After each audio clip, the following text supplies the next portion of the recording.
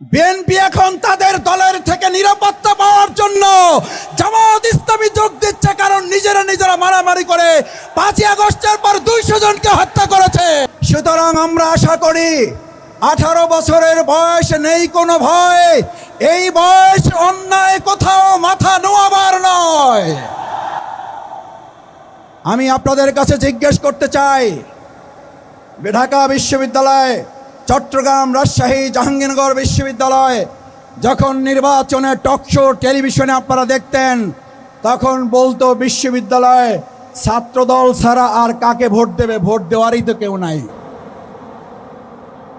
যেখানে নাই বলেছে ভোট দেওয়ার কেউ নাই, ওনাদের বক্তব্যে যেখানে নাই, নাইয়ের উপরে আল্লাহ তাআলা তাদেরকে নাই করে আমাদেরকে ভূমিধস বিজয় দিয়েছেন।